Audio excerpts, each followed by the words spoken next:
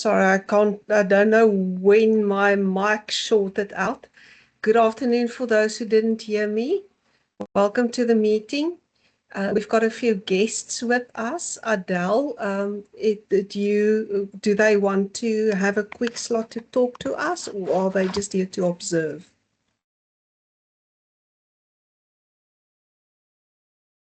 Hi, you think it's Adele Warner or Adele? Adele Warner.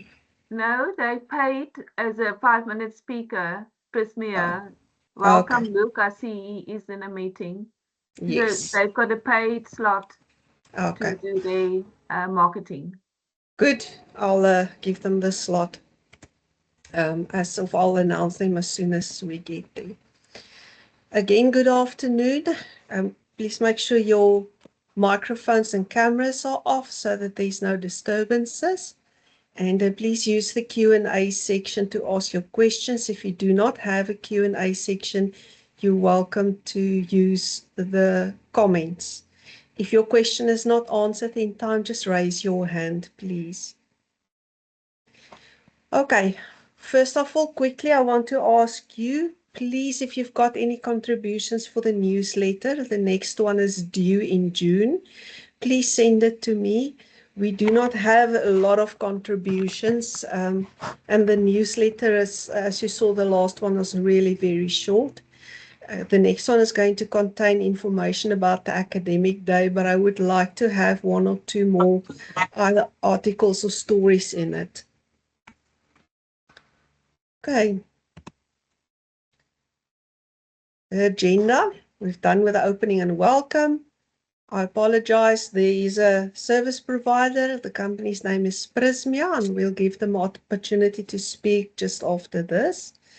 And then there's a short educational content session about professional boundaries and ethics, and we do not have a back to basics for today, and then we will work through the minutes of the portfolio feedback. Just before I hand over to Prismia, I just want to again let you know of the changes in the committee. I'm still responsible for the function of the chairperson, the EXCO rep, and I also do the CPD points. And then Adele Warner is our vice chair, treasurer, and marketing representative. Dorothy is our educational representative. And Benita Peters has agreed to be our committee secretary and PR. And then Beverly is going to be our new general secretary, and she's still responsible for social responsibility. Thank you, all of you, for your hard work and for taking on more than most of the other regions. All right, I'm handing over to Prismia. You are welcome to bump me off, Luke, if you have something to share. Okay, perfect. Thank you. Good afternoon, everybody. Firstly, my name is Luke. I'm from Prismia. So we are the exclusive distributors for a French toxicology laboratory, Prevo. I just want to use this time that I've got right now just to dot through the difference between water and our diphoterine solution. Go through a bit of the advantages, disadvantages in terms of water, and then when it comes to a bit of the benefits in terms of diphoterine solution as well. Perfect. Again, if anybody has any questions, you can either just raise your hand or just leave a note over there. I'm more than happy to get through to it as well. And then I will also just leave my details after I'm done speaking as well. Just so if anybody of you would like me to get in contact with you guys, or if there's any sort of interest from your side, it's something I can follow up on. Perfect. I just want to, sorry, without any further ado, let me just dive straight right into it. I just want to go through a couple of difficulties that the victim will experience in an accident. Firstly, being panic. We know that's one of the major factors, as when you do panic, you tend to make irrational decisions. A very short time to start the rinsing process. In order for water to be effective, I'm not sure if any of you do know, you need to be underwater or say safety water shower or your eye wash system within 10 seconds in order for water to be most effective. So that's, in a lot of cases, that's a bit unrealistic. With diphoterine solution, it extends that intervention time up to 1 minute. So in that case, it makes for a lot more of a realistic protocol. Very short time to start the rinsing process, difficulty accessing the system. We know there could be obstacles, staircases, anything in place. Also, the diphoterine solution allows you to bring the system to the victim, as unfortunately you cannot rip a water safety shower out of the wall and bring that to the victim. Cold water which puts you at risk to hypothermia. I'm not sure if anybody or any of you have experienced where somebody would have to step out of the water safety shower after being there for only 5 minutes. You generally need to be under there for at least 15 minutes. That's hypothermia taking place. So normally heart palpitations will start happening, shortness of breath, and the only remedy at that point is to relieve yourself from that cold water and then step into the water again. However, that stops it's a premature rinsing cycle. With diphoterine solution, there's no risk to hypothermia, so you're able to continue the rinsing process for the entire 5 to 10 minute process.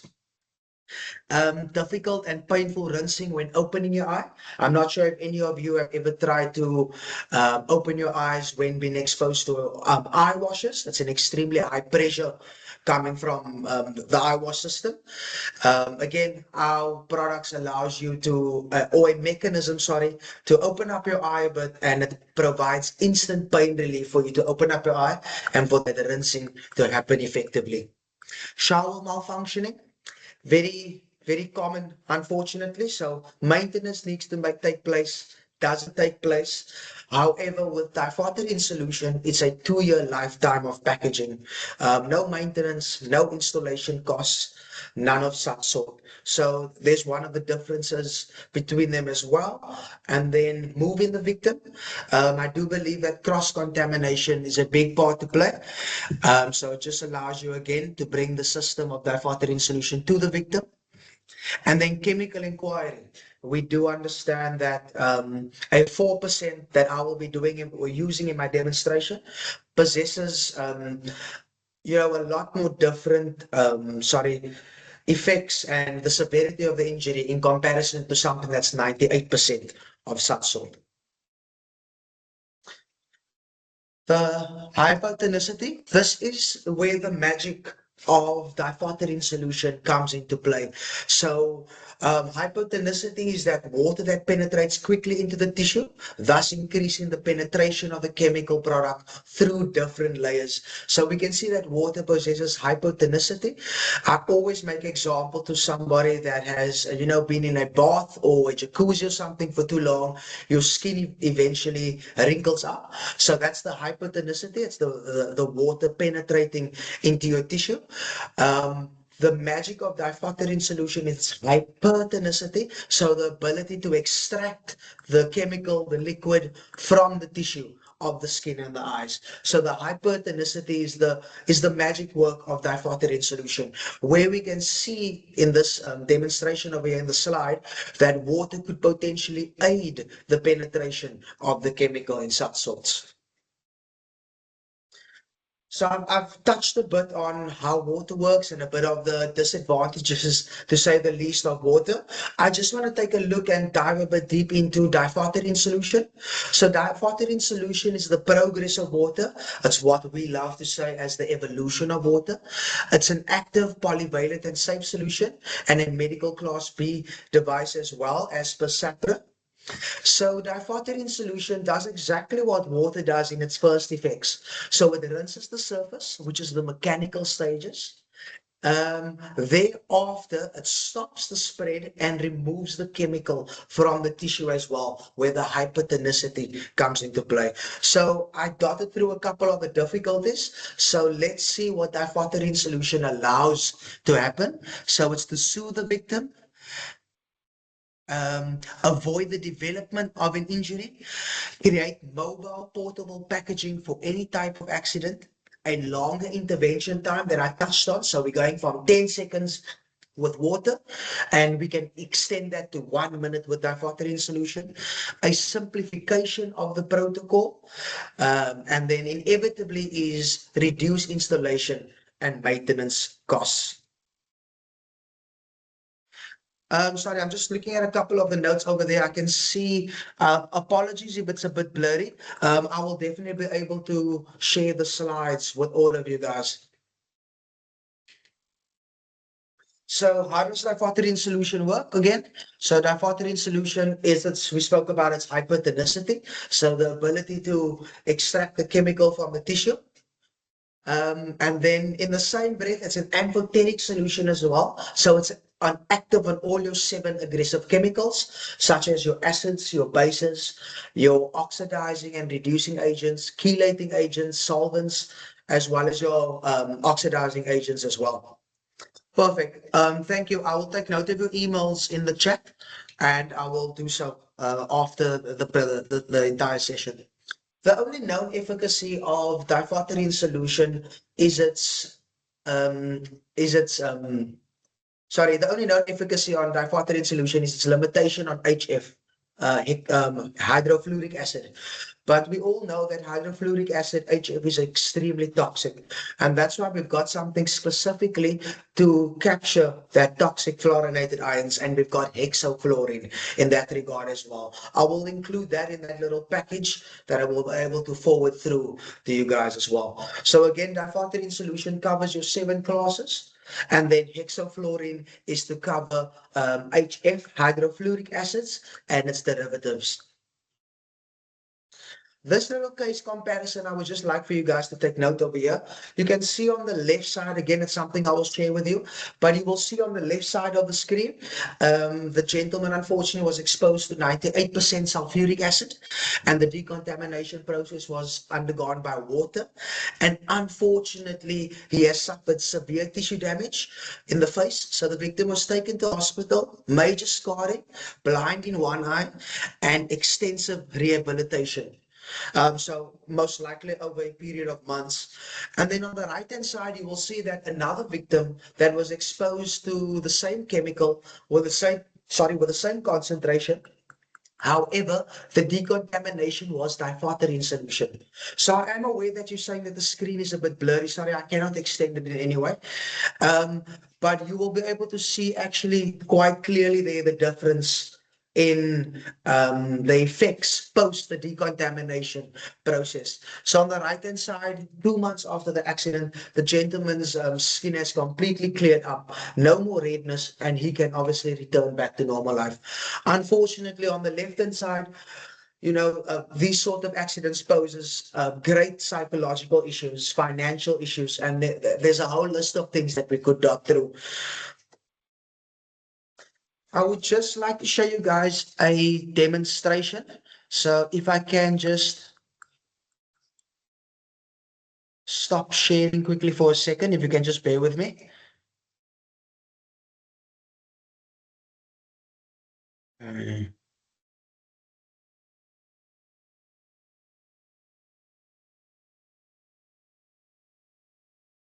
Okay, perfect. Sorry, just to move on as well. So I would just like to summarize for you guys the protocol, complete safety, and it's like I said, it's a medical class 2A device and a class B device in South Africa as per SAHPRA. So I just want to summarize a couple of what I've just said in the past few minutes. So it can be used on damaged and healthy skin and eyes. It's tested on more than 2,000 products, representing all classes of corrosive and irritating products. It's non-toxic, non-irritating, non-sensitizing, non-mutagenic, and it's phosphate-free, which prevents the risk of corneal calcification. It can be used by everyone without the identification of the chemical, without any prior check to the skin or eyes, by all your employees, no time loss, and time loss is definitely mitigated as well, and then to be able to rinse with confidence. Perfect. That's the end of the presentation. I am aware of all the emails that are here. I will definitely send our product guide with all these slides, including to you guys, with my details as well. I will leave my details in the chat as well. So if anybody of you would like to get hold of me, I would do so. But if any of you have any further questions, please do leave at the bottom and I'm more than happy to answer them. Thank you very much. Thank you, Luke. We appreciate it. Just want to get back to my you. presentation. If you No don't- problem. All right. Sorry, I just want to press F5. Okay. Adele, we somewhere going to jump to you, opening your marketing portfolio.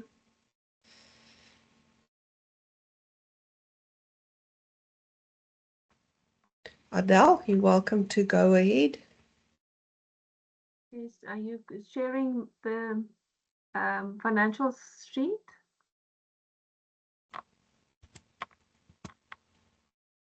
It's fine, Janet. I can. It's Yes. okay.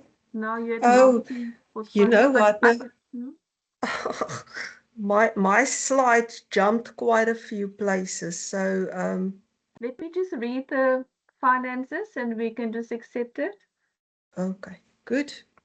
I'm reading, we are still in April, so I'm reading to you the March financial sheet. In March it was sorry, Janet, no. Can we move on to marketing? We can come, there we go. Janet, just read that for me. It is too small to see. Closing balance at the bottom, 247. The opening balance is 262,372.17. Remember that opening balance is always from the financial year, which was in August. So the closing balance for that was on the 7th of April is that 247. 751.75 cents. And in the savings account, we've got a 229,873 and 78 cents. And in the current account, 17, and then there's the 8. Or was it, do you need to help me out? Is it a 17? 17877 and 97 cents. Which one are you reading now? The closing balance? Yes, it's 247,751 rand. Expenses was 17,877. That is the balance, Yoni. That is the balance that we have in the current account. And the last number on the bottom yellow line is 229,873. And that is in our savings account. So the total of the current and the savings is 247,751 and 75 cents. Yes, thank you. Anybody that can accept the finances for me, please?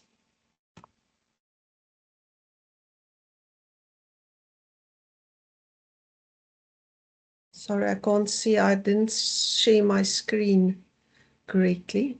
Carol Lansdale. Thank you, Carol. Who seconds it?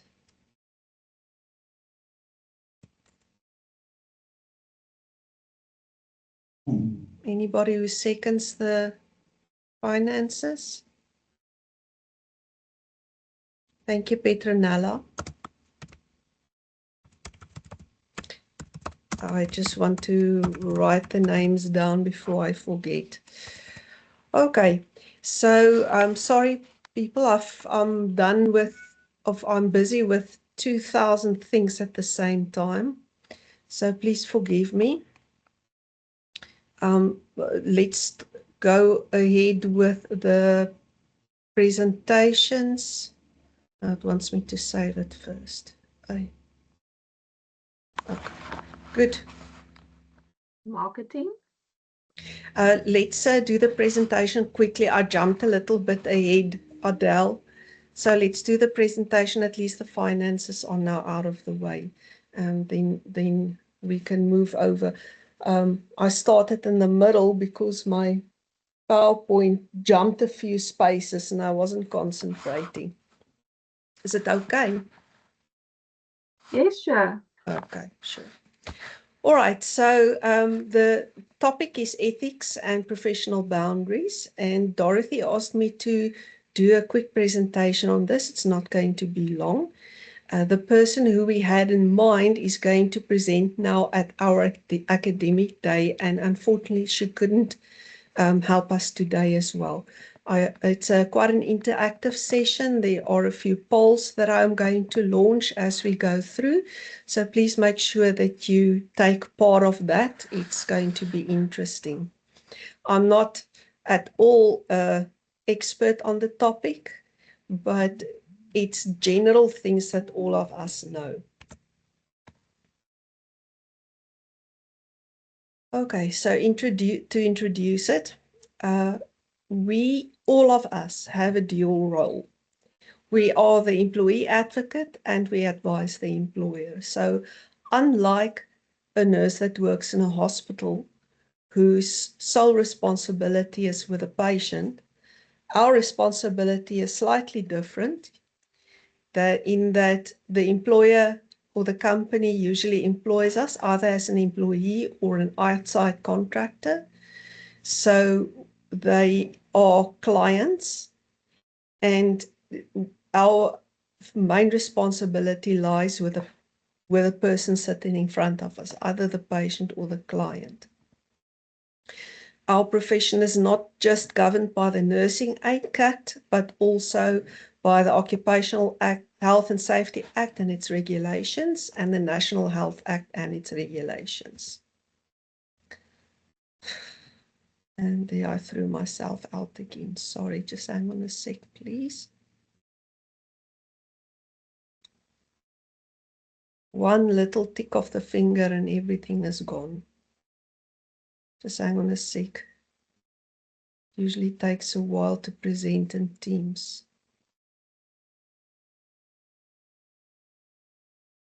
Okay. Can you see anything? Yes, there we go.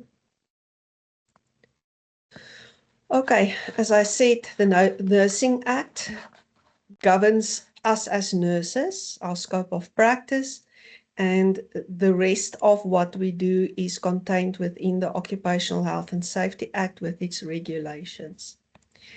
We operate on these ethical principles. For those of you who can still remember it, it's not something that's easily forgotten. Autonomy, beneficence, non-maleficence, justice, and confidentiality. Autonomy refers to the patient's right to make his own decisions. Beneficence is do no or always do good. Non-maleficence is do no harm. And justice is basically what it says, be fair to all people. And then confidentiality is one of the things that we're going to talk about today. Professional boundaries, our responsibility for that is to protect the therapeutic relationship, prevent conflict of interest, and maintain objectivity. And we are lucky that there are many guidelines, many regulations, many codes of good practice that tell us what the professional boundaries are. So we have worked on the position, the new SASHON position paper for more than a year, a small group of us. I wasn't, when I became chairperson, I withdrew from the group because it was just too much. But the position paper has been legally perused by an attorney already, and it's soon to be presented by SASHON National to all of the members. So you can look out for webinar or something similar where they will discuss the position paper, and they also include that at the end of the year at the CAC conference. So please keep an eye out. The position paper is very comprehensive. If you ever had a question about what you can and can't do, it's all contained in the position paper. Even obscure acts like the Merchant Shipping Act and those small acts are contained in there. And it's reviewed by an attorney, which means that we can take it to court. Okay, so confidentiality. Confidentiality refers to records that requires medical or health information to remain confidential, and it's based on an individual person. Confidential records are those that can be identified and traced to a specific person. So a record is automatically confidential if it contains any medical information and the patient's name or any identifying factor is on the form, even if it's just an ID number or an employee number. This is really important because a medically confidential record, the rule of thumb says, it's a record which is normally used to make a medical diagnosis. So if you ever worry or wonder, should I share this or not, ask yourself the question, can I make a medical diagnosis based on the information on the form? And if your answer is yes, even if it's not very good information, but if it describes circumstances or tests or findings that can lead you to make a diagnosis or differential diagnosis, it's medically confidential.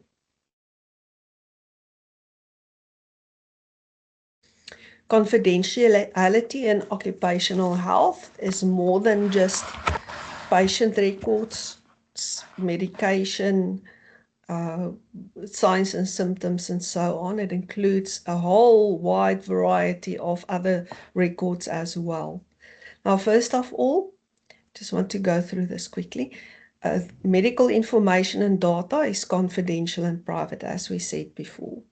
Only share when it's legally required. We'll unpack that. And remember that even if it's not medically confidential record, the POPI Act still applies. Now here's where it comes in. What is the difference between medical information and confidential and private? Data versus information. The key differences is data is raw material. It's information is a product derived from data. If you look at an Excel spreadsheet, those lines of seemingly endless typing, that's data. As soon as you form a graph from it or a pivot table, that becomes information because it gives context to the data. You use data to populate your monthly report, and your report then becomes information. Data is meaningless on its own, while information has meaning and context, as I said. The purpose of data is to establish baselines or raw points. It's the basis from where you start. If you don't have data, you can't generate information. Information is used for insights, decision-making, and taking action. All right, now just as a side note, one common problem with data is nonsense data. Data that's entered either incorrectly or incomplete or not well completed. And we are very guilty of that, especially when we need to write signs and symptoms, etc., etc. We like to use abbreviations that's not accepted, abbreviations that we don't know about. So think about it. Your data is used to analyze trends, to get insights, to guide decision making, and to take action. And if somebody doesn't understand what you're trying to say, that data becomes nonsense. It doesn't mean anything. Okay, dependency information depends entirely on data, but data does not depend on information. So if you think about it, it makes sense. Data is just data, it's there. It's a bunch of writing, a whole forest of lines. But if you want to make sense of it, you need to turn that into information. So the information depends on the data. Data is just there, it doesn't depend on information. Oh, sorry, let me just go back. One little click. And the format is data is often presented as raw numbers or raw text, whereas information is presented as organized reports, charts, or graphs. I think it makes it quite clear what the difference is. Now, what is the difference between confidential and private? Privacy is the patient's right to control or access her personal information, while confidentiality, specifically medical confidentiality, is the health professional's duty to protect and not disclose information shared in confidence. So privacy relates to the right to be left alone or unseen, whereas confidentiality is an ethical and legal restriction on sharing obtained data. So to put this in short, confidentiality means I've got the information, it was shared with me by the patient, but I've got the duty not to share this information with any unauthorized person. Privacy means is the patient retains the right to not tell anything to us that he considers too private. We cannot force people to give us information. I know that employers say, if we find out that you lied about something important, that we can fire you. It's still a right of the person to protect his own privacy. Okay, and then the second block that I showed you, only share when legally required. You are not the owner of the information the patient shared with you. So it makes sense that you would ask the patient's consent first before you share the information. There are certain other examples or circumstances where you can share information when it's legally required, like for, oh, sorry, the wording is not right here. Like for communicable diseases and occupational diseases, we do not have a choice, we have to report it. For that, we do not need the explicit written consent of the patient, although our general consent usually includes this as part of the form that they sign in the beginning. It says that if they contract a communicable disease or an occupational disease, by law, we have to report that to the relevant authorities, but we still need to protect it from unauthorized people. Disclosure is only allowed in limited amount of cases where the patient consents, written and informed. He needs to know what is going to happen to the data, where it's going to go to, and who's going to have access to it. And even if he says it's okay, that's not enough. It needs to be written. The very first thing, if you are unfortunate enough to be taken to court, is the very first thing your indemnity insurance is going to ask is, where is the patient consent? So make sure that you've got a valid consent. Information can also be disclosed when a court order is provided to you. Then you do not need the patient's written consent. Or if public safety is at risk or a duty to warn. Now, this has become a little bit more difficult than it is listed here. We've got an example later of a person with epilepsy who is a forklift driver. Now, you need to let the employer know this person cannot drive the forklift, but do you tell them why? I find that most of the time they insist on knowing why, and if you say it's confidential, they don't take you seriously.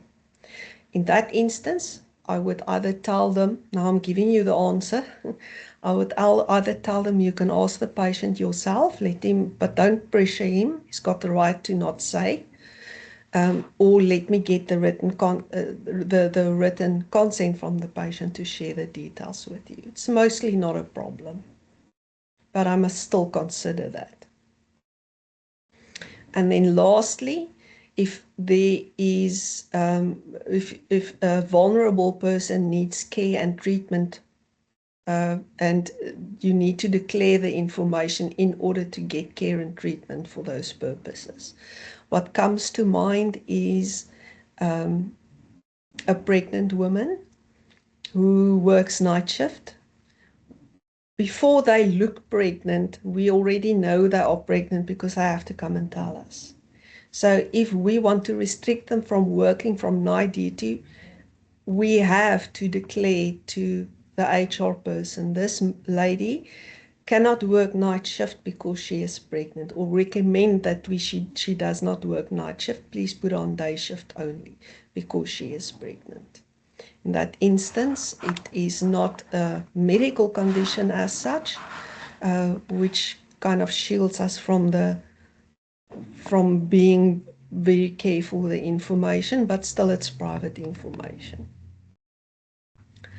Okay, remember that POPIA applies. Under POPIA, the employer is generally not allowed to access confidential employee health records except for limited purposes such as managing disability or complying with the Health and Safety Act. Even if there exists a valid legal requirement, the OHMP is still responsible for complying with the POPI Act. This is important when it comes to written consent. If a patient provides written consent, the reason for the consent and the person's information will be divulged, must appear on the consent. So here is an example of what our consent looks like. This is a consent to disclose medical information. It needs to be specific as to what you are going to disclose. Who is going to disclose it? To whom are you going to disclose it, and for what purpose? Now, this is just a fictional data with real names for me and Dr. Handley. It gives you all the information that you need to put in there in order to make this comply with the POPI Act as well. Remember, who asks for the consent? To whom is the information going to be divulged to? What information is going to be divulged to, and for what purpose? Okay, let's quickly go over the legal rights of patients according to the National Health Act. Now, you can substitute the word patients with clients. We work with clients when we do occupational health assessments, and we work with patients if we deal with sick people. So that's my understanding of it. Section 5 of the National Health Act states that emergency treatment may never be refused.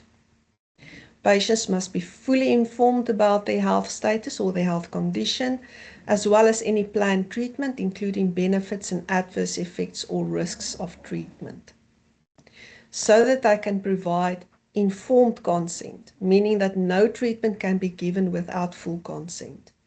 Remember that our indemnity insurer requires full written consent except specific emergency circumstances. The National Health Act places strong emphasis on privacy and confidentiality, patient autonomy, meaning they have the right to refuse treatment, and the right to participate in decisions about their health. All of these rights apply in the healthcare settings, including occupational health. Okay, and it comes directly, you see it comes directly from the National Health Act. Now, they don't have only rights, they have responsibilities too.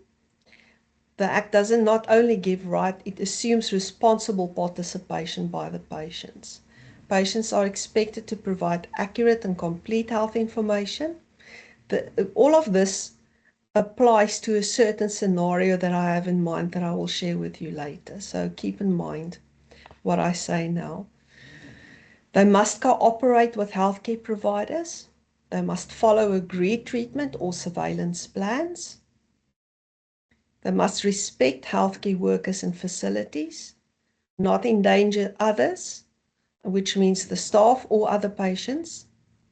And the key principle here is that rights come with responsibilities. So yes, they have all those rights, but they have responsibilities too. Okay, I hope you can see this. This is where ethical tension rises. The National Health Act protects patients but does not require staff to tolerate danger.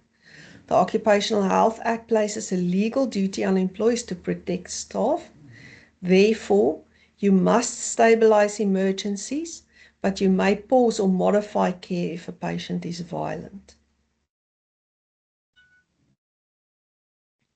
Very important nuance, the law doesn't explicitly say refuse violent patients, but this is derived from the right to safety and duty of care for staff.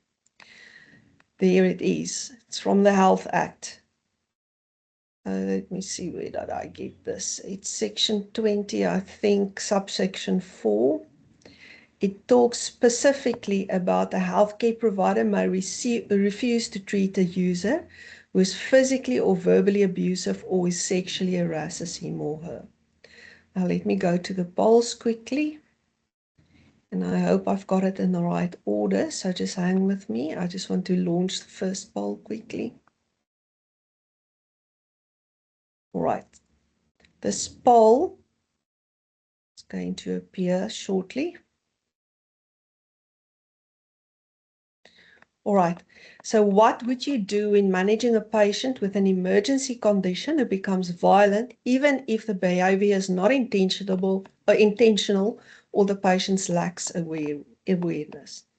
We've had a very good example about 3 or 4 weeks ago of this, and this is why I include this, because I'm still wondering about it. We had on that very, very hot period, we had a patient with heat stroke.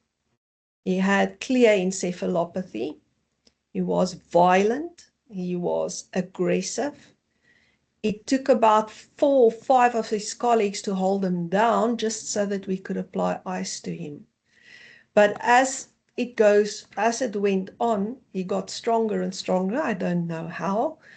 And he started to try and bite us. He bit his drip off.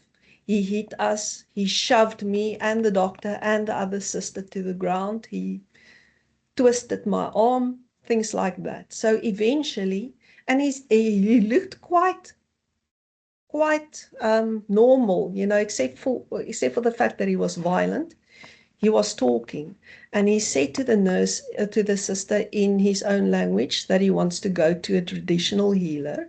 So after about 2 hours of trying to provide him with emergency care and getting an ambulance, he refused to go with the ambulance. They refused to take him because he was so violent. We'd called the police. They never showed up. So in the end, we made him sign that release, medical release, and we let him go to his own healthcare provider. Now, up until last week, he has still not been back to work. We know he was admitted to the hospital. You all know how dangerous and how fatal heat stroke can be. And that's why we didn't want to let him go, but we had to in the end. What would you do if you're in a situation like this?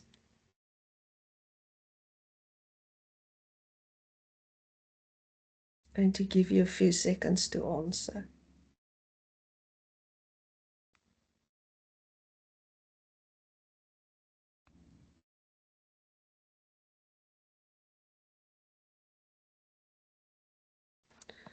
All right, so thank you. Most of you chose number 4, treat the patient until help arrives, even if I sustain injuries inflicted by the patient. Okay, this is very noble of you. We couldn't do that. I'm 53. If I break a bone now, it's going to take a while to heal. And what we decided then to do is we tried to calm him down. We treated him for as long as we could until it became just too dangerous. And then we said, we're not going to continue with this, and we let him sign a release. He wanted to go anyway. Okay, thank you very much. There's 3% of you said refuse to treat him further due to the threat of personal injury, and try to calm him or her down, treat for as long as possible and becomes too dangerous. Thank you very much. Appreciate it. I'm going to keep this open for a while longer. All right, so if the Health Act says that emergency treatment cannot be refused, but it may be limited if there's a risk to your safety. And this is a combination of what the National Health Act says and what the OSH Act says, specifically if you are an employee as well. But it's still a gray area. Okay, we also have rights and responsibilities. Healthcare providers must ensure that you stabilize emergency,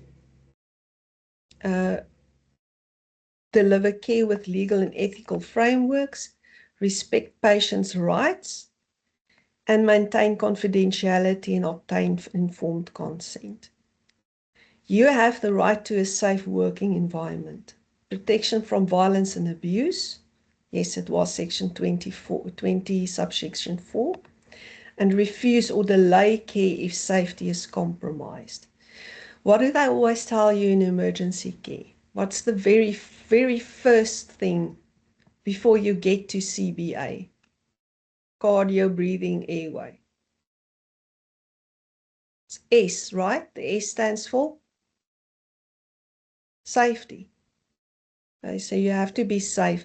I always tell the first aiders, if there's an accident in the street and I run into the street without looking, I'm not going to be able to help anybody if I'm also struck by a car. So I need to make sure it's safe for me, otherwise I won't be able to help anybody. All right, and there it is again. A healthcare provider may refuse to treat a user who is physically or verbally abusive or who sexually harasses him or her. Okay, there's a legal balance. All right, this is a repeat of the previous slide. Now you can actually read it. If there's in an emergency situation, care cannot be refused. And this is usually those life or death situations. It's not an emergency of somebody who cut his finger on a carton or a piece of paper. They think it's an emergency. It's not. A real emergency is when somebody's life is in danger. Non-emergency care, and it may be limited if safety is at risk. So for emergency care, the rule of thumb is safety, circulation, breathing, airway. Safety, circulation, airway, breathing, SCAB. Safety is not last, it's very much first in the row. Okay, now this is a practical application. In summary, if there's a risk to safety, assess the risk, ensure safety, get security to help you, try to de-escalate, which is not always possible, but it sometimes is if the person is, if you are able to reason with him. Provide emergency care as far as reasonably expected, or continue care when it is safe. Document everything that you do, everything that you didn't do and why, especially if the patient refuses. And how you deal with this is to say, we will provide the necessary care, but we must ensure a safe environment for everyone before continuing, or at least the people who treats that person. So from all of this, it is clear that your safety comes first. Otherwise, you won't be able to help anybody and they end up with 2 patients. Okay, here's another poll. Just close the previous one.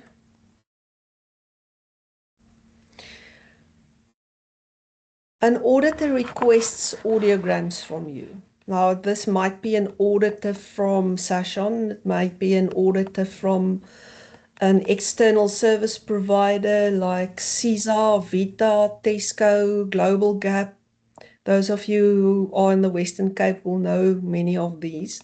It's usually outside auditors that comes to audit our products and make sure that it's safe for consumption and that we treat the employees ethically. So let's say it's one of those auditors and he or she wants to see your audiogram specifically. Now here's another poll. How do you usually respond when asked to share confidential information? So be honest, your name is not recorded. The results are shared, but you can be honest on this. We're not going to know who it is.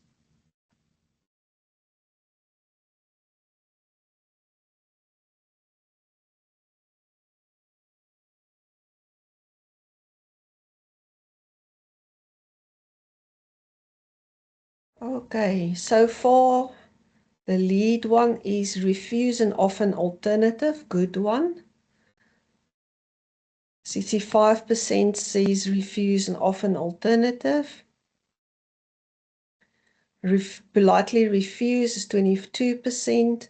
Provide a strict response is 11%. I'm very happy to see that nobody is going to yield under the pressure. It might become very tempting. Okay, looks like the winner is refuse and offer an alternative. That's good. That's the best answer. Right. So yes, you can do that. Just get to the next slide. Provide attendance registers instead or provide summary reports. PLH doesn't mean a lot to us. I don't mind sharing a PLH. You can't really make a diagnosis on a PLH. But you cannot share the audiograms because you can make a medical diagnosis if you interpret the graph. But just a name and a PLH says very little. Too little to make a medical diagnosis on. Right, so it becomes reasonable that explain to them. I can demonstrate compliance with a list of who came for the hearing tests, but the results and the individual audiograms are confidential medical records. I can offer you attendance registers or summary reports. Doesn't make sense so far.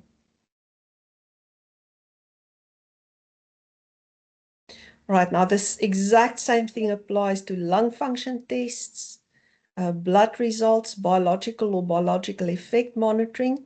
By the way, just give me a raise your hand. I just want to count the hands. Raise your hand if you know what's the difference between biological and biological effect monitoring.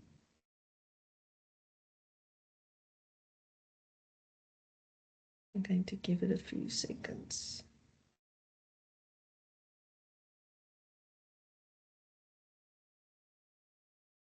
Okay, I'm glad to see so many of you know the difference.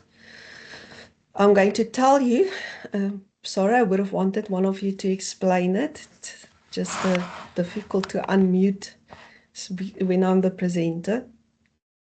Biological monitoring is what we understand under biological monitoring. There's a substance or a metabolite in your body that is excreted via urine or it is in your blood. You take the urine or the blood and you measure for that specific substance or its metabolites in the urine or the blood. It's like xylene, toluene. Some of them break down and you measure the metabolites. Xylene you measure in the urine itself. And that is biological monitoring. Biological effect monitoring is like organophosphates. Organophosphates, we cannot measure organophosphates in the blood or in the urine. It gets worked over by the body very quickly, but it has a very specific physiological effect. It lowers the choline esterase in your blood. Right, so what we do is we measure the effect that this chemical has on the blood or on the body, and that's the difference. Biological monitoring. So if you have to choose, what would drug testing be? If you do a urine drug test, you can put it in the comments. Biological or biological effect monitoring?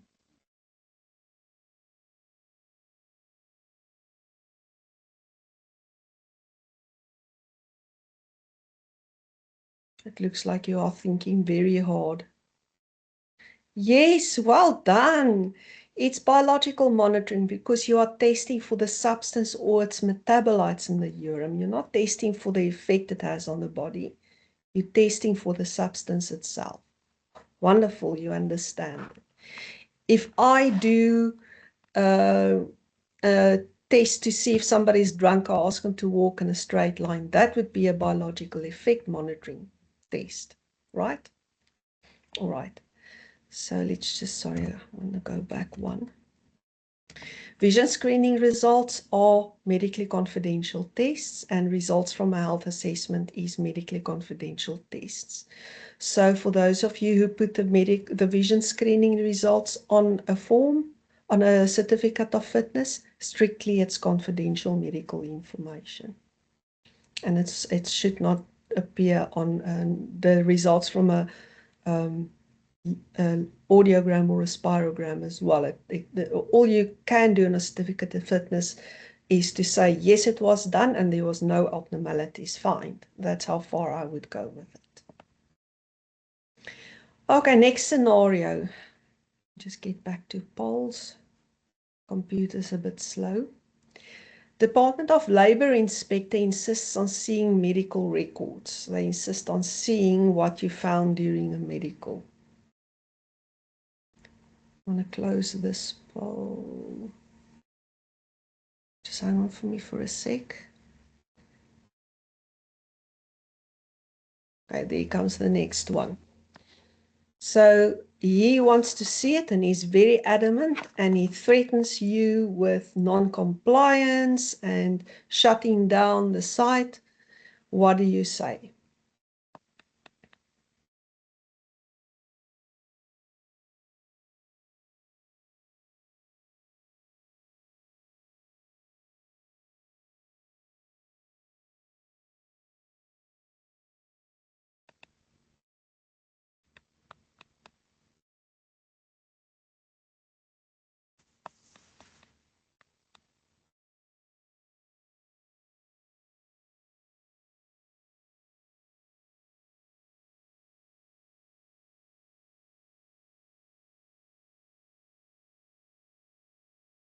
Okay, I'm very happy to see that you know the right answers. The right answer is I take the risk of a finding and I reply that I'm happy to share it, but only with the patient's written consent or a court order. Your boss might not be very happy, but if you prepare them and you explain to them that you are not legally or ethically allowed to share confidential information, not even to an inspector of the Department of Labor, then they will hopefully understand. They can't force you to do something that is illegal. And if they discipline you for that, that's also, what's the word I'm looking for? Unlawful. They can't discipline you for refusing to do something illegal. Wonderful. Few of you said, I refuse because that information is private. Yeah, it's not only private, it's medically confidential as well. But you are right to refuse. Okay, let's unpack this quickly. What do I say? You say, I can provide you with a list of who came for the hearing tests to demonstrate compliance, same as with the hearing test, but the results and the individual audiograms are confidential medical records. In this instance, you will say, I can provide you with a certificate of fitness, which will tell you if this employee is fit to work or have conditions or restrictions, but I can't give you the medical records. That is confidential medical information. Program evidence means anonymous lists with findings. That's basically what your report is. You report that there were so many people with noise-induced hearing loss, so many with hypertension, diabetes, but you don't provide the names.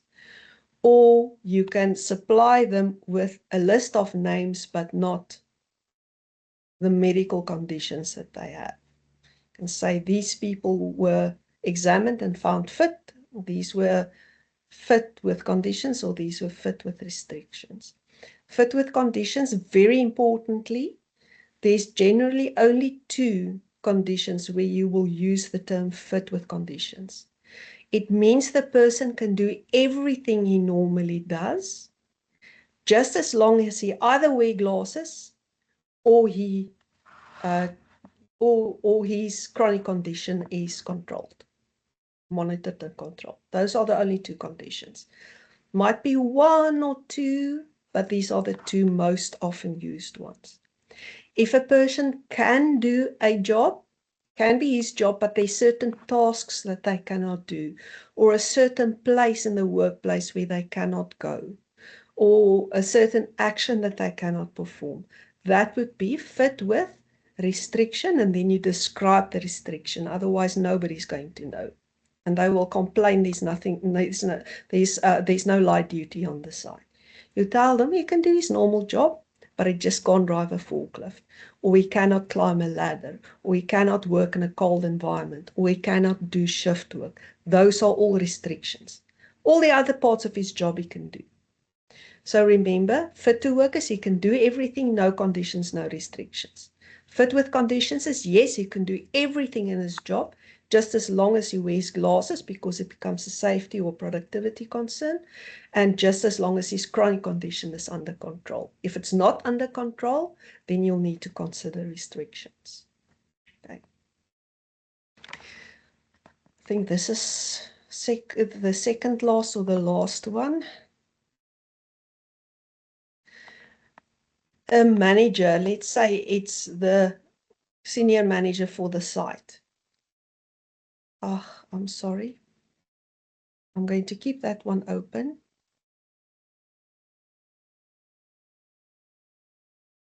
I don't have a one for this. All right, so you can answer this poll. It would be interesting to see who are the ones that pressure you most.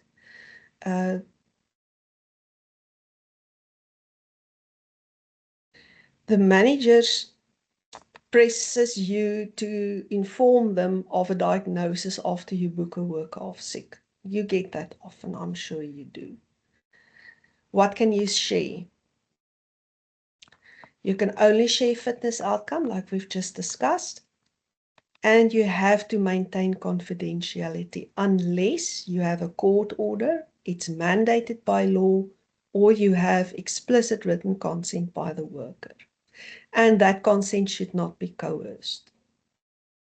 Right, so what you can tell the manager is, I can confirm fitness and restrictions, but not diagnosis. This is medically confidential information.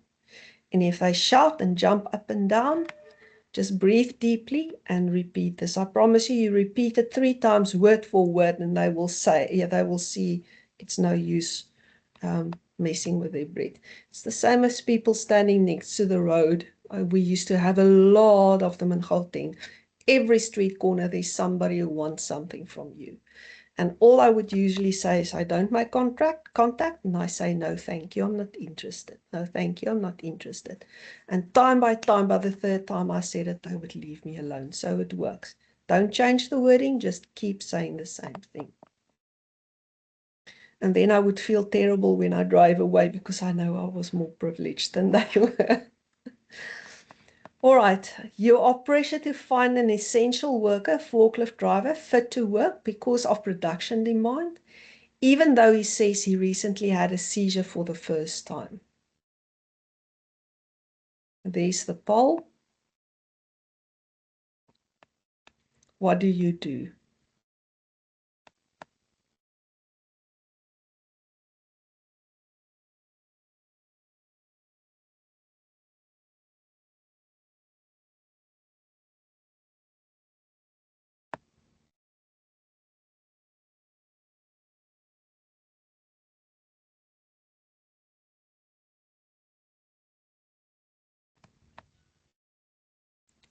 Okay. There's one right answer and one that's almost right. The right answer is to refer to the OMP for assessment because this person has a clear, dangerous condition which requires assessment from the OMP. If you are forced to make a decision right there and then you say politely that you stand by your finding of unfit temporary because it's a significant safety risk. Now, this is not the ideal one because of the wording unfit temporary. When I started occupational health, one of my mentors said, if you look closely at the regulations, us as occupational health nurses cannot say a person is unfit, even if it's temporary. Some of you might use the word pending, others might make them fit with restrictions. But the moment a person is not fit to work, they need to be sent to the OMP. We don't take on that responsibility ourselves because usually it becomes a huge issue in the company. And if you've got the backing of a second person in the form of your OMP, that helps a lot. So what we do with I work, if a person cannot do his job, any part of his job, then he is sent to the OMP. If this person was not asked to work in another area that was equally as dangerous, like in the fourth option, then that might be a good option. He can still do work with restrictions. He cannot be amongst moving machinery and he cannot drive the forklift. But he needs to be safe just in case he gets another seizure, which will happen inevitably. All right, so you maintain independence and you use evidence-based decisions. Maintaining independence means I'm not going to be pressured by people who question my qualifications or experience. I maintain an independent professional person and I use the right to refer to a specialist in this instance. And I tell them why I made this decision, because evidence shows us that once a person has a seizure, if it's not attended to, he will have a second one, and that one will happen while he's on the forklift driving towards a crowd of people with a lot of product on his forklift that will get damaged. Okay, so what you will say is, I understand production pressure and I want to find a solution together with you. However, now this is where you can tell me which one is the most appropriate. A first-time seizure, or the worker declared a health concern which poses a serious safety risk for forklift operation to him, his colleagues, and the equipment. I'm referring to the OMP for expedited clearance. Let's temporarily assess him again, assign him again to a non-critical role to keep production moving safely. Now, the ones that I had in bold, this I asked ChatGPT to help me word this a little bit shorter, and it came up every time with, however, a first-time seizure. Isn't that medically confidential information? I think it is. So better wording would be, however, the worker declared a health concern which poses a serious safety risk. I just couldn't find the animation that would strike out the diagnosis. Okay, so if you communicate with somebody, especially if it's something that you differ on and you know you are in the right, you stay calm, you stay respectful, you are firm or assertive, and always offer an alternative. If you offer an alternative, it shows them you are willing to cooperate. You're not going to give to yield to demands and just bow to everything they want you to do. You've got a responsibility, but you are open to suggestions. And my personal favorite is use AI to moderate your answers. What I do these days is I tend to write emotional emails. And always the next day, I feel terrible about it. So quite some years ago, I decided I'm not going to reply immediately to an email if I get angry. Even the next day, sometimes I'm angry, but then it becomes urgent that I reply. So my saving grace was ChatGPT and Copilot.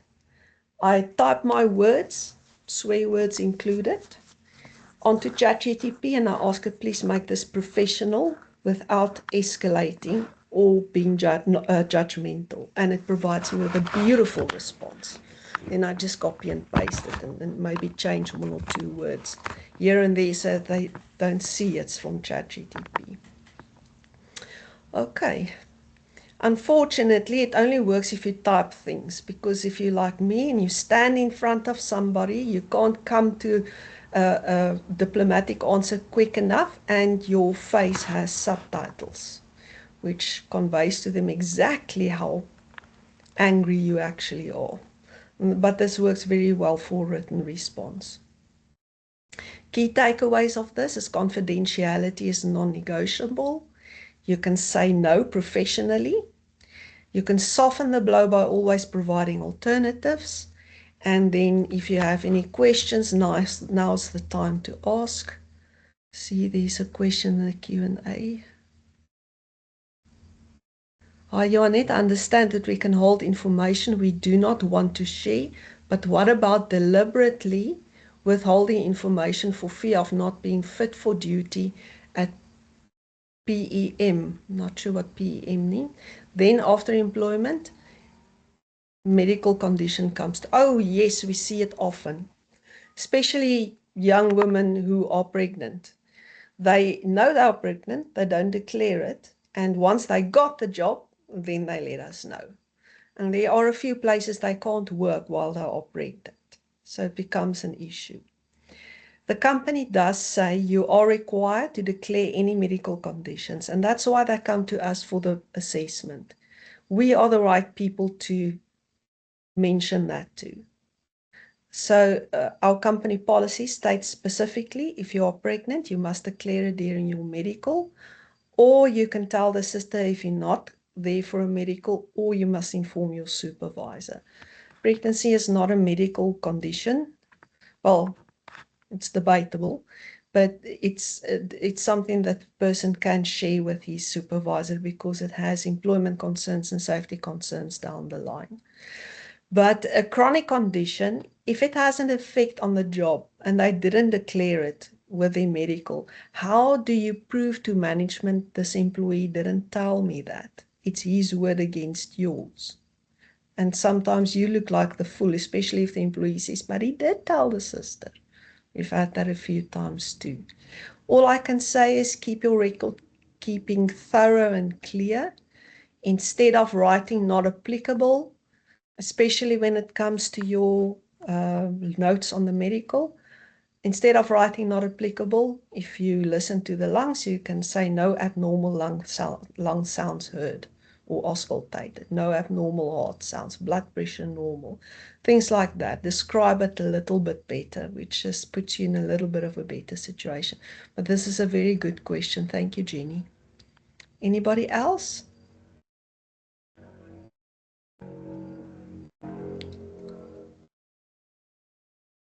Right, don't see anything. Thank you everybody for participating. I appreciate it. I hope that you found value in this session. We can go on with the meeting. If you hang on a second, just going to unshare and share the meeting minutes again. Sorry for jumping ahead earlier.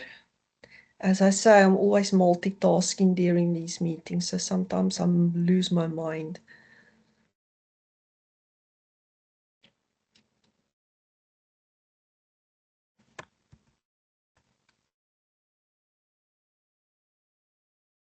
Okay, apologies for providing the agenda and the minutes so late. We have gone through quite a hectic period of transition and changes, and we had a lot of catch up to do. So we promise to make it quicker next time. Is there anything that you want to add to the agenda? You're welcome to type it into the chat. Any changes to the minutes? welcome to raise your hand.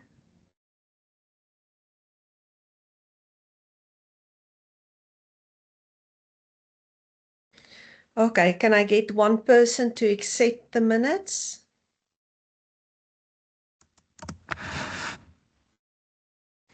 Anybody willing? Alta, thank you, Alta. You will hear me typing, but I promise it will be short. And then Petronella, thank you for seconding the minutes. I will correct your surname later. The financials we've done, as you can see, we're in a very strong position. A lot of the exhibitors have paid for the academic day, and that money goes to the region. The money from the delegates goes to national. Okay. Adele, let's look at your marketing portfolio.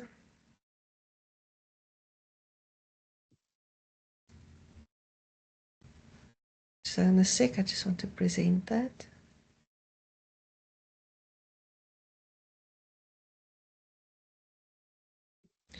Takes a while.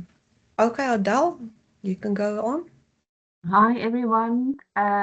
Yes, the marketing report for this April 2026. Our slogan is still for nurse health, global health. Next, Janet. We're focusing on Academic Day on the 14th of May. I'm very pleased to say and very thankful that we've got 19 paying exhibitors that's going to be at Academic Day. We've got our loyal and companies that have supported us for years. And I'm also pleased to say we've got quite a few new faces going to be at the Academic Day. Thank you for each and every one that is supporting us. I can also just mention that we've got wonderful lucky draw prizes. Most of them are either donating a voucher or a hamper, or one of them is even giving us a NBR audiometer. And then with that, I can just say that all the regulations and the SANS codes are still applicable to all of these. There's no change in that. And then the next slide, I just want to mention that we are also supporting our non-profit organizations. We are giving Sasha Audiometry opportunity to be exhibitor at no cost. And then the Organ Donor Foundation, we are planning to invite them to our Kaleidoscope event in August. Just because we just ran out of space, the venue can take up to 100 people, and we are all almost 100. So yeah.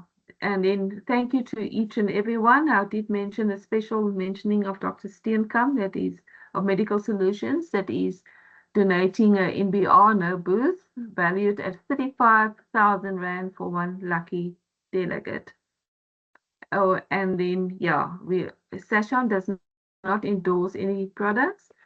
And then we've had, sorry, Unit, I'm speaking a bit faster than the slide, but yes, our monthly 5-minute speakers, we want to thank Mediway Medical and Prismia for making use of this marketing opportunity at our monthly meetings. We do appreciate you. Yeah, that's it. Thank you. Thanks, Adele. If you would just bear with me for a second, I just want to get my presentation up and running again. It takes a while to upload. And resume. Okay, next up is Dorothy. Dorothy, I'm going to open your presentation. Just hang on a sec.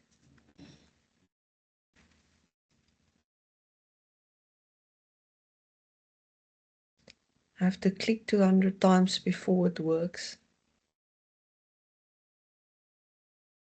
Okay, Dorothy, you're welcome to continue.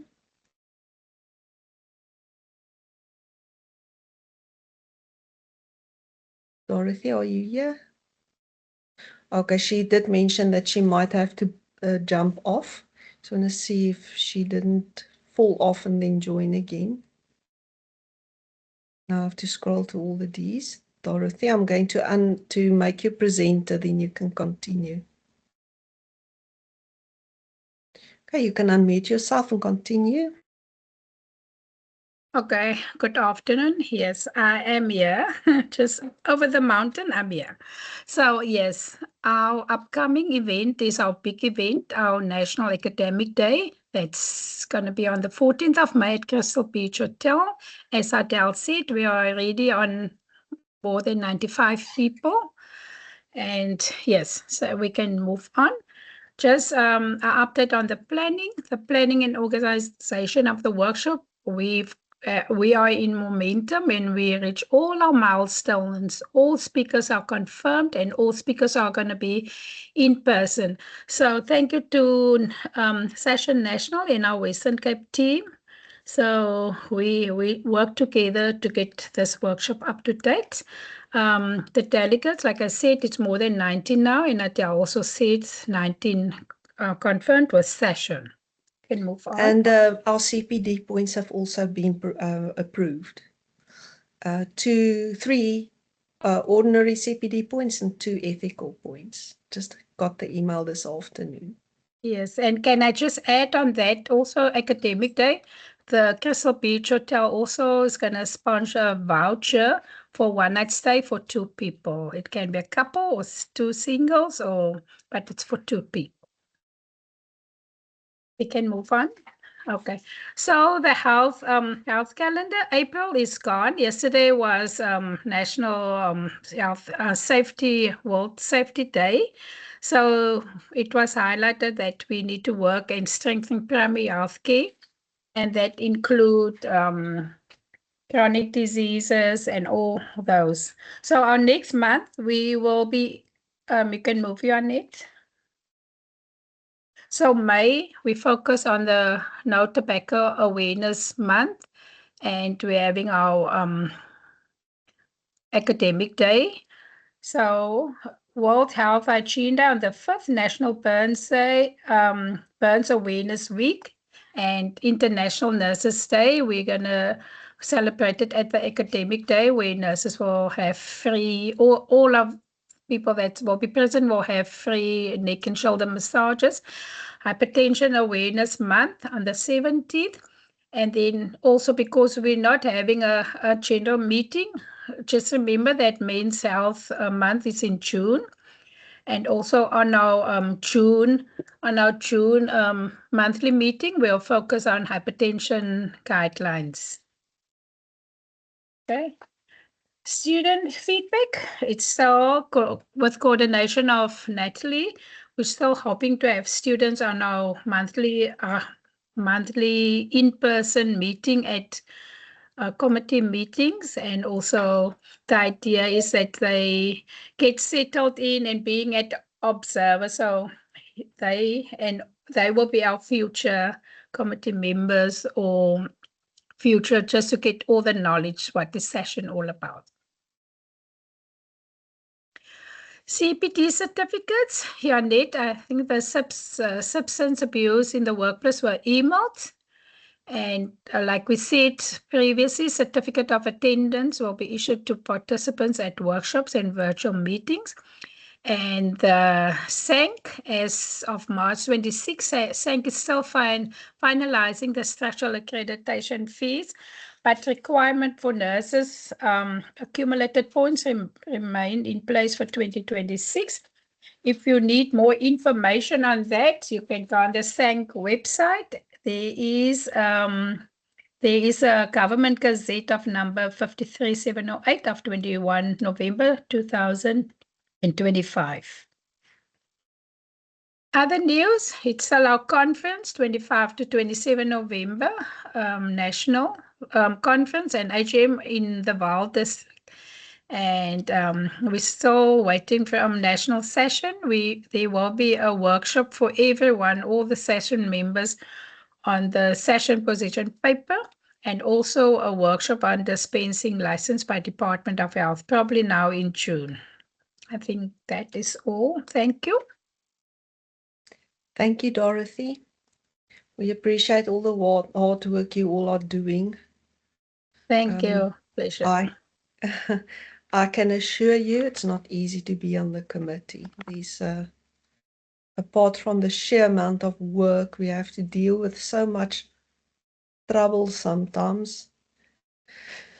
And Janette, just a request from all of us. We really need members to serve on the committee. You can be additional members or observers. So we need some input in our meetings, especially the committee meetings. Thank you. Thank you, Dorothy. We call people who attend by invite, we call them observers. And the purpose of this is to see what the committee does, because I'm sure you don't know half of what we do.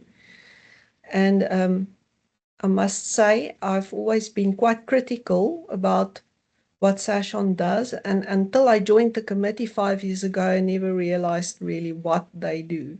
So it is a lot of work. And there goes a lot of your own time into the committee. It's a real work of passion, if you want to put it that way. Okay.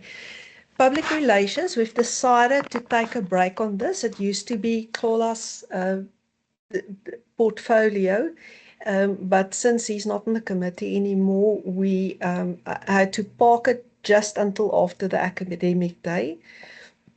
I can just give you some feedback. It didn't completely stand still. I was invited to a SIO meeting 2 weeks ago on a Friday afternoon nogal at Century City. And they asked me to do a quick presentation on a few random things. And then I realized they don't all know what's the difference between an occupational health nurse practitioner and an OMP. So I educated them very quickly on that. And then we talked about biological monitoring and chemicals and all of that. All right, social responsibility. Beverly, you are welcome to go ahead. Let me just unmute her.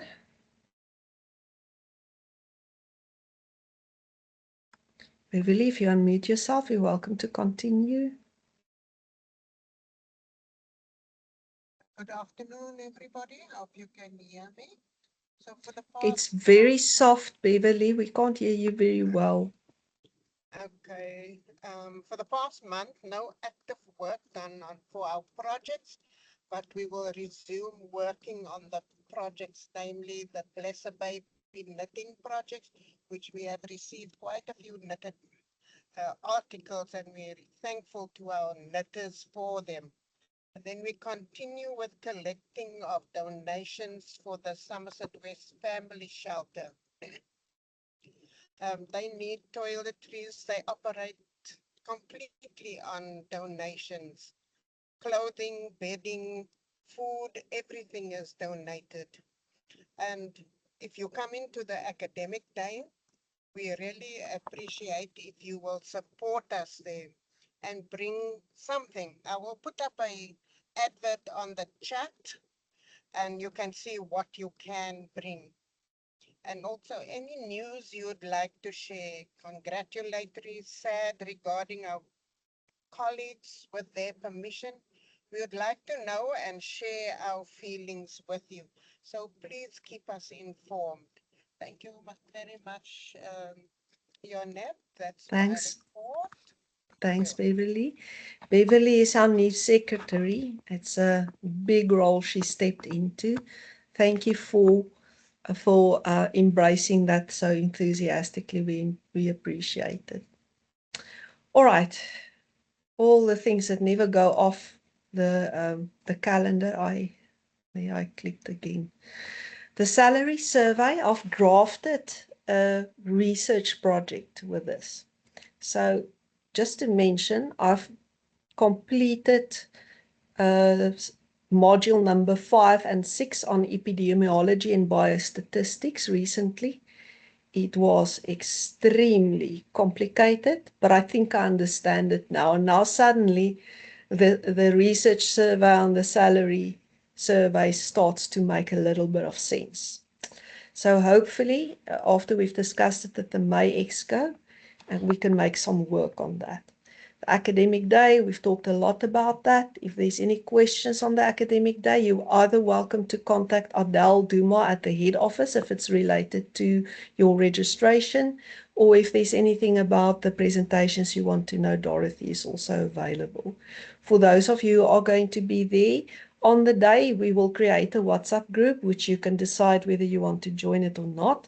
And that WhatsApp group will share presentations and so forth, like we do with the workshops as well.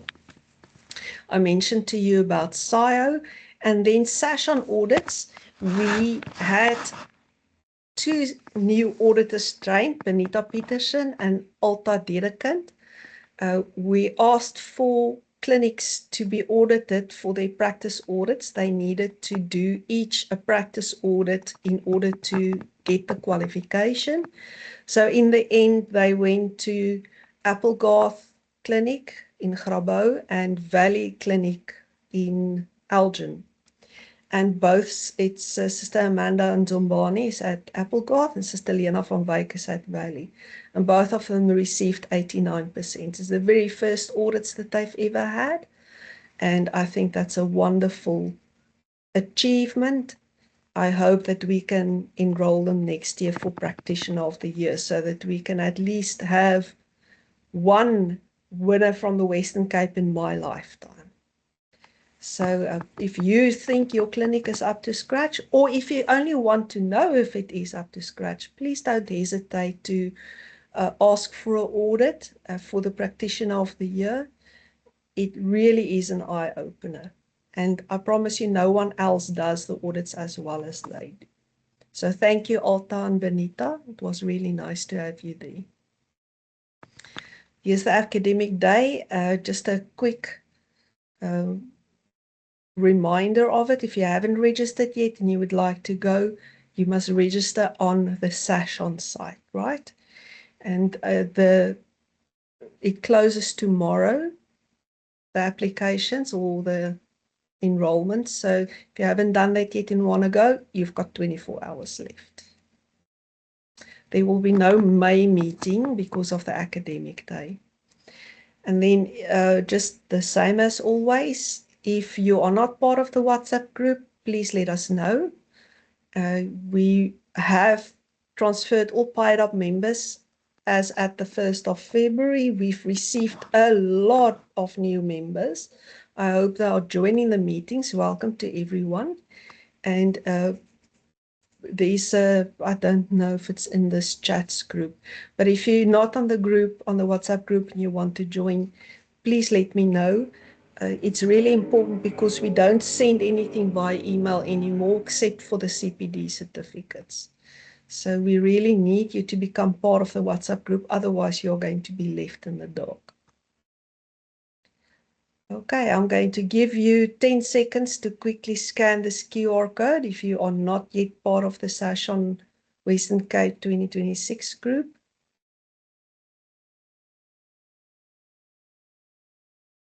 Five seconds left.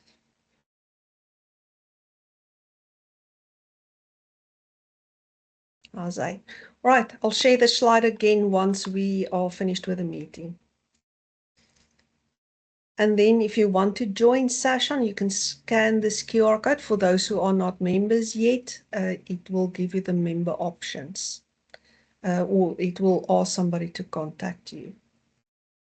Just going to give you a few seconds.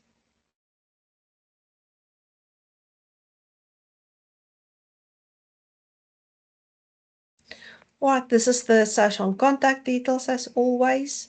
If you don't know who to contact, you are always welcome to put it on the group. I'm sure there will be more than one person who's willing to share this with you. Thank you, everybody. It was a very nice meeting. I really appreciate each and every one of you and the participation and the energy you bring with it. You're wonderful members, and I'm very much looking forward to seeing you at the academic day. Bye for now. Can the committee members just stay behind?